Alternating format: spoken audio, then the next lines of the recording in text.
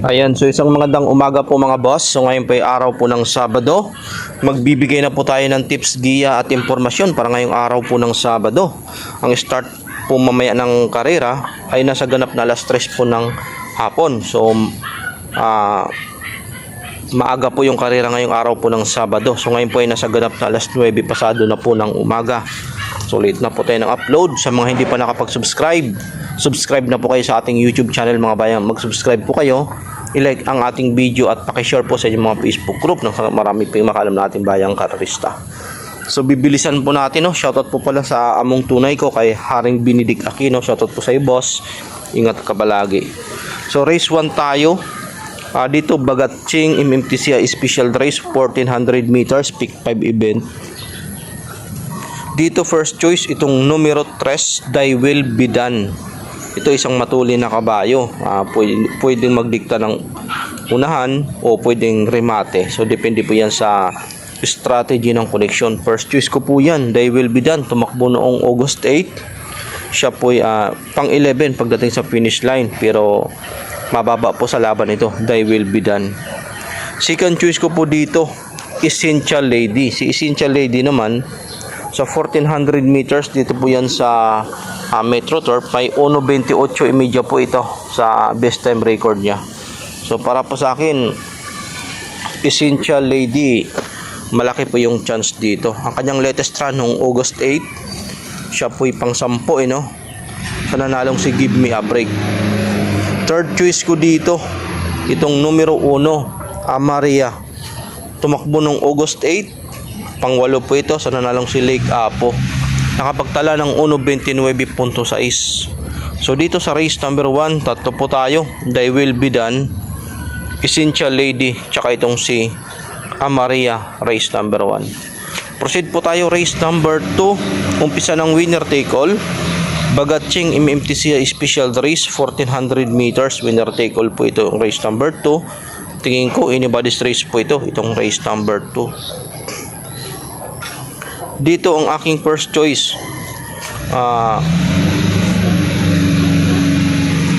First choice ko dito, Take a Chance na numero 11. So yan po yung aking first choice. Tumakbo po ito noong August 7. Nakapagtala ng 1.15.2 kalaban si Believe in Me. First choice ko po yan. Tapos second choice ko dito, Whirlwind na numero 8. Si Whirlwind naman tumakbo noong August 5. Tercero po ito, nakapagtala ng 1.13.2, napupunto si Kabayo. So yan po yung aking second choice, si Whirlwind. Third choice ko, 7 Cycles.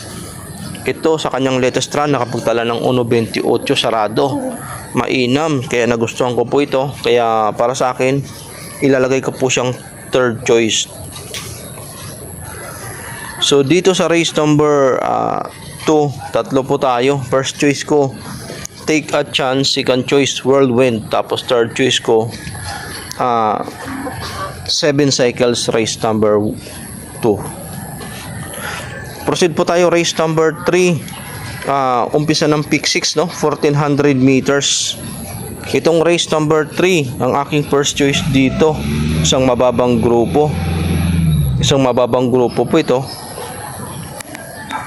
First choice ko dito,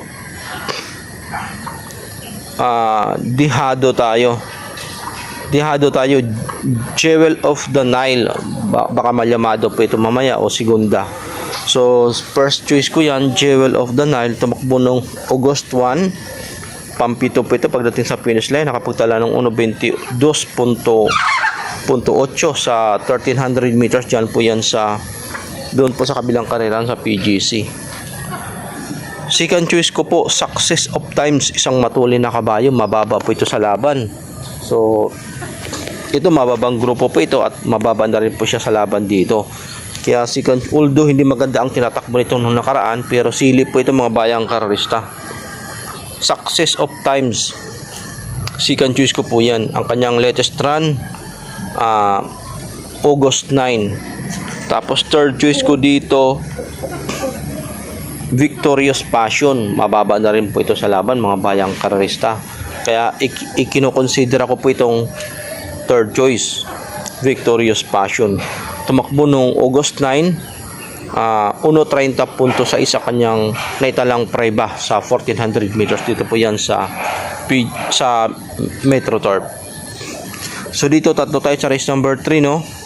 First choice, Jewel of the Nile, Success of Times, tsaka itong si Victorious Passion, race number 3. Proceed po tayo race number 4, 1400 meters. Umpisa ng pick, second set ng pick 5. Dito meron po tayong 11 na kalahok. Medyo may kakapalan yung lineup. First choice, Diamond Heart. Ito mababa na po ito sa laban. Si Diamond Heart, hindi niya na po ito grupo. Tumakbo noong July 31. Pampito po ito. Nakapagtala ng 1.14. Kalaban sila Ceci-Sant imported. Second choice ko po dito is Spellbound na numero 9. Pangwalo po ito noong August 9 sa nanalong si Make No Mistake imported. Nakapagtala ng 1.28.4. Mainam po yung tinakbo ni Spellbound. Talo lang dahil nga malakas yung nilabanan niya nung nakaraan. Tapos third choice ko dito, Mission Accomplished. Ito naman galing sa bakasyon, pero bago po ito nagbakasyon, tumala po ito ng 1.28.8 sa 1400 meters. Dito po yan sa Metro Turf. So yan, after niya nanalo, nabakasyon na po ito si Kabayo. So third choice ko yan, Mission Accomplished. So dito tatlo ako sa race number 4. First choice, Diamond Heart, Spellbound, tsaka itong si Mission Accomplished ako sa race number 4. Proceed po tayo race number 5. Pick 4, milya, 1600 meters, milyang distansya. Ito naman, MMTCI sponsored stick race, 4-year-old imported horses. First choice ko dito, Bobo. Ayan. Ito, cambio hinete na po ito. GRD Ocampo instead of Mark Alvarez. Nung nakaraan kasi si Mark ang kumenda nito. Sa kanyang latest run, segundo po ito noong August 9 sa nanalong si Murabe. Mainam yung Murabe, so lalaban po siya sa Kings Cup. Segundo po ito si Bobo. Tapos second choice ko itong nasigundo rin sa nanalong Murabe, si Grand Hepe. Na tersero po ito si Grand Hepe na tersero po ito. Segundo po si Bobo. So yan po yung ating second choice, Grand Hepe. Kakapul entry niya si Petit Fusey. Tapos may third choice po tayo. Malay natin makachamba po ito. Ito Dihado upset kung sakali man. Calculus kasi si Uno mainam po ito sa mga dibandirang kabayo. Dibandira kasi si Calculus. So malay natin, no, veterano naman ito si Calculus. Malay natin makachamba, medyo Dihado pa po ito. So pansama natin third choice Calculus. So dito tatlo tayo, no, Bobo, Grand Hepe, tsaka Calculus tayo race number 5. Ayan, so proceed na po tayo race number 6, no, 1400 meters, race number 6 na po tayo. Dito meron po tayong 7 kalahok. First choice ko, The King's Charm. Segundo po ito noong August 15 sa nanalong si Limon Sudan Falls. Nakapagtala ng 1.28.6. First choice ko po yan, The King's Charm. Second choice ko po dito,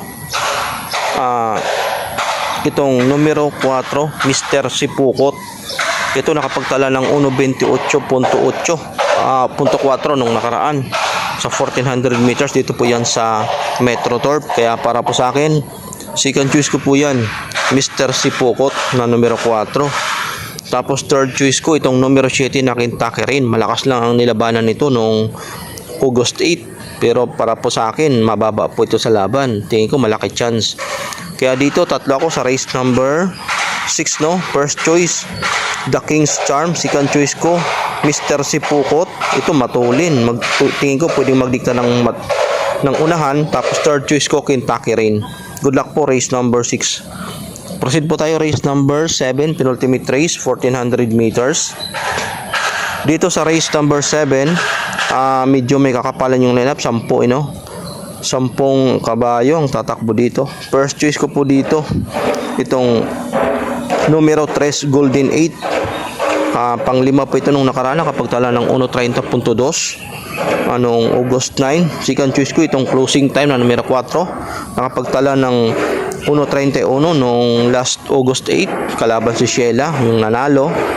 So third choice ko dito Moon Racer, August 9 tumakbo, nanalo po ito 1.30 sarado kalaban sila Avenue Shopper, Moderna. Medyo lumakas ang laban ni Moon Racer pero malay natin makaisa pa. So dito tatlo ako sa race number 7, Golden 8 closing time, tsaka si Moon Racer ako sa race number 7. Proceed po tayo race number 8, parating 1400 meters. Paalala sa hindi pa nakapag-subscribe ng ating YouTube channel, subscribe na po kayo mga boss, mga idol dyan. Race number 8, first choice Yabadabador Dixie Sky. Mababa na po ito sa laban, itong dalawa na ito. Galing sa panalo si Yabadabador. First choice ko po yan. Tapos second choice ko Security Insight. Ito mababa po ito sa laban, itong Security Insight na numero 4. Tumakbo nung August 8, tumala po ito ng 1.32 pero mababa po yan sa laban, Security Insight, dihado. Tapos third choice ko Stand in Faith, nakapagtala ng 1.14.8 noong July 24, palaban na kabayo. Tapos fourth choice ko dito, maglalagay po tayo ng fourth choice, numero 10 Spoiled Brat. Tumakbo nung last August 8, nakapagtala ng 1.28.4. So apat ako sa race number 8, paratingan. First choice numero 1 Dixie Sky, Yabadabador, Security Insight, Stand in Faith, tsaka itong si Spoiled Brat, race number 8. Good luck po para po sa araw po ng Sabado sa mga tulak. Maraming salamat po sa pag-antabay. Antabayan niyo po yung ating tips at giya para sa araw ng Linggo. Bukas may pupost po natin sa ating YouTube channel at ang ating video sa Kings Cup at Prince Cup. Magbibigay po tayo ng mga prediction mamaya pong hapon. Ipopost po natin yan sa ating YouTube channel. Parte po sa Kings Cup at Prince Cup lang, mga bayang karerista. So maraming salamat at magandang umaga po sa inyong lahat.